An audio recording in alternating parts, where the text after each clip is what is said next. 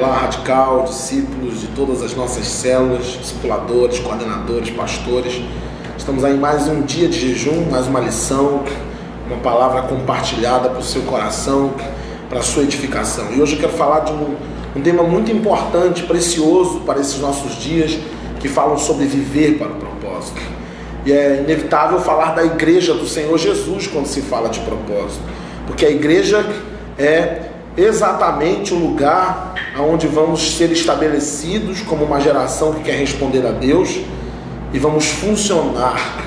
A igreja, quando nós falamos no seu sentido mais real, fala de cada um de nós.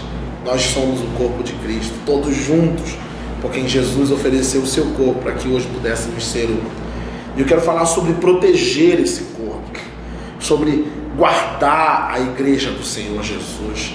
É interessante como isso tem sido uma brecha tão grande para o diabo entrar na vida do corpo de Cristo, quando todos nós somos responsáveis por não permitir que isso ocorra, guardando o corpo de Deus, protegendo, estando assim unidos, de mãos dadas, para que qualquer um de nós, ao ser mirado pelo diabo ou a ser alvo de uma das suas artimanhas, possamos estar protegidos por uma coisa, pela unidade, pela comunhão. E a unidade é a alma do corpo de Cristo, é o centro. Sem ela, é como se estivéssemos retirando o coração da igreja. E a igreja deixaria então de ser, de fato, uma igreja forte, ou deixaria de ser a igreja.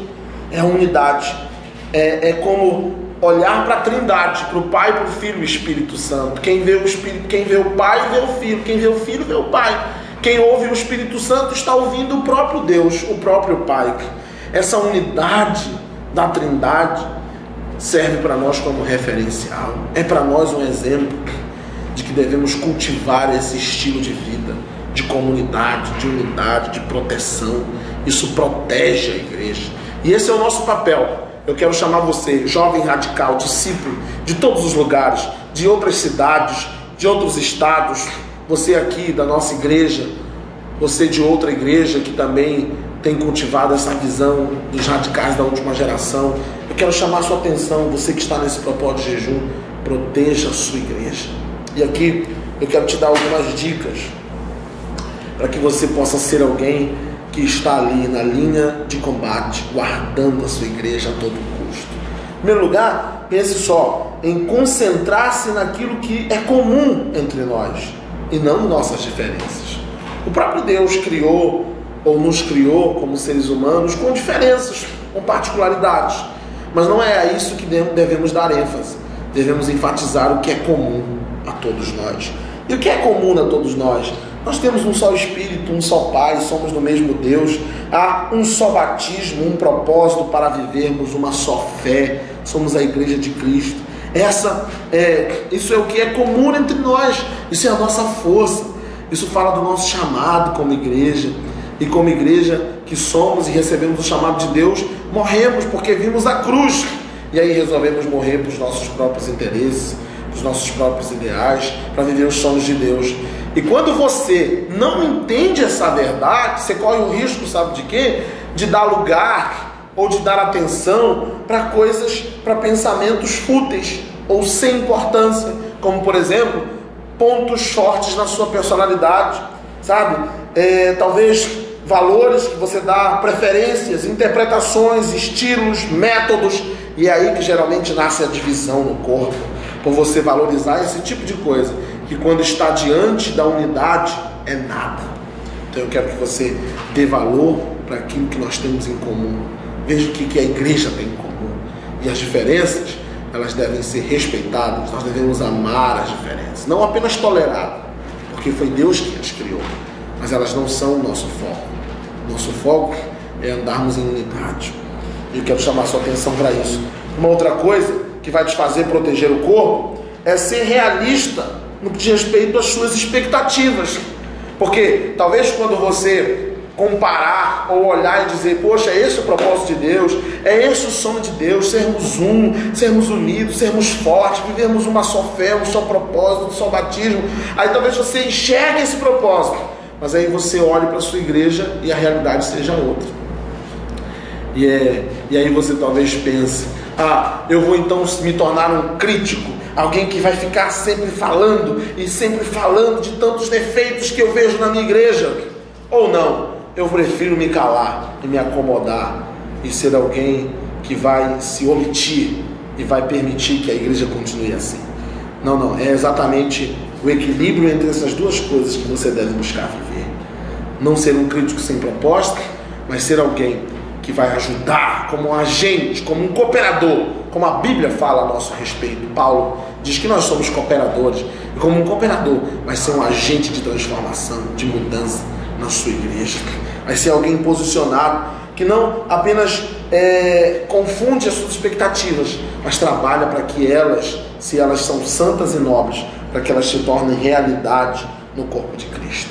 O ideal da perfeição, a igreja perfeita, ou o lugar perfeito para se estar, somos nós que vamos desenvolver. É um processo, não é um evento, não é uma explosão momentânea que vai acontecer e tudo vai mudar. É um processo que Deus nos convida para fazer do corpo de Cristo um lugar de harmonia, de crescimento.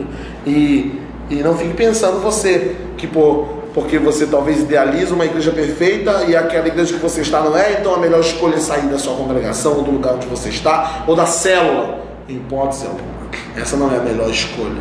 Até porque, se você imagina que existe algum lugar perfeito, apenas a sua chegada a esse lugar já torna esse lugar imperfeito, porque todos nós temos imperfeições. Por isso, seja um agente de transformação. Fique no lugar onde Deus te chamou. Cumpra o seu chamado, o seu ministério. Viva o que Deus chamou, o que Deus te chamou para fazer. Se posicione. Proteja a igreja do Senhor. Prefira incentivar do que criticar. É outra coisa que vai te fazer proteger o corpo de Cristo. Prefira incentivar. Não seja um crítico sem proposta. Muitas pessoas chegam com seus pastores e são experts, são especialistas em apontar defeitos, mas nunca se colocam à disposição para fazer a diferença. Certa vez eu conversava com um pastor, com um amigo, com um discípulo, e ele me dizia que alguém na célula se levantou e disse assim: nossa célula precisa, eu vejo que a igreja e as pessoas da célula e da igreja precisam amar mais uns aos outros. Ele falou assim, e aí naquela hora Deus deu um discernimento para aquele líder que deu uma resposta muito sábia. Ele disse: amado, se Deus te revelou isso, significa que deve começar por você. Porque é tão interessante como as pessoas tentam querer corrigir os ambientes onde estão, querer corrigir as pessoas com quem elas convivem. Amém. As pessoas precisam de correção, os ambientes precisam de mudança, as coisas precisam avançar, mas você deve ser um agente para isso. Deve começar por você. Por isso comece, não seja um crítico somente, seja alguém que incentiva. Uma outra coisa que te faz proteger o corpo de Cristo é se recusar a dar ouvidos à fofoca. Como isso é uma praga na igreja. Como isso interfere na comunhão do corpo. Como isso pode prejudicar o corpo de Cristo. Por quê? Porque a fofoca é algo que você resolve se meter sem ter nada a ver com o problema, sem ser parte do problema e sem ter soluções para o problema. Mas você se mete e você então se torna alguém que vai divulgar aquilo. Mas eu quero te estimular a ser um protetor do corpo de Cristo e a ter coragem de dizer para qualquer pessoa, por mais que seja o seu melhor amigo, que vier compartilhar algo da vida de alguém sem propósito, sem razão, aonde não se tem solução, aonde em você não se encontra solução para o problema, nem o início dele, você tenha coragem de dizer: pare por aqui, eu não posso te dar ouvidos para esse tipo de assunto, porque ele não me diz respeito, porque ele não me interessa, então eu não vou dar ouvidos. Proteja a igreja. Livre-se da fofoca. Uma outra coisa que te faz proteger a igreja é praticar os métodos que Jesus mesmo ensinou. Se alguém tiver algum problema com você, procure esse irmão, vá até ele, ouça o que ele quer dizer, confronte-o. Se você conseguir que ele abra o coração, você ganhou um amigo. Se não conseguir, chame alguém para que vá até com você e fale com ele. Se não conseguir resultado, então leve ele até a igreja. Quando a Bíblia fala aqui de igreja, ela fala da equipe, da liderança, da célula, as pessoas que estão aptas ali a também te ajudar no confronto em direção a essa pessoa que precisa de mudança. Se ainda não for a solução, então só nos cabe orar por essa pessoa e tratá-la como alguém que ainda não amadureceu na fé o suficiente para ser tratado como um discípulo. Saiba separar essas coisas e proteja o corpo de Cristo. Proteja o corpo de Cristo, apoiando seus líderes, apoiando seus pastores, apoiando cada um que precisa crescer como parte do corpo de Cristo. Seja o sustento da sua liderança, seja alguém com quem o seu pastor e a sua equipe pode contar. Não torne as coisas mais difíceis para os seus líderes. Seja alguém que tem iniciativa, seja alguém que vê as soluções para os possíveis problemas, seja um cooperador na sua liderança, seja alguém que vai ser sustento de oração para o seu pastor, para a sua liderança, para a sua equipe, mas também vai ser um sustento de ideias, de colaborações, seja parte dos projetos, esteja inserido nos processos.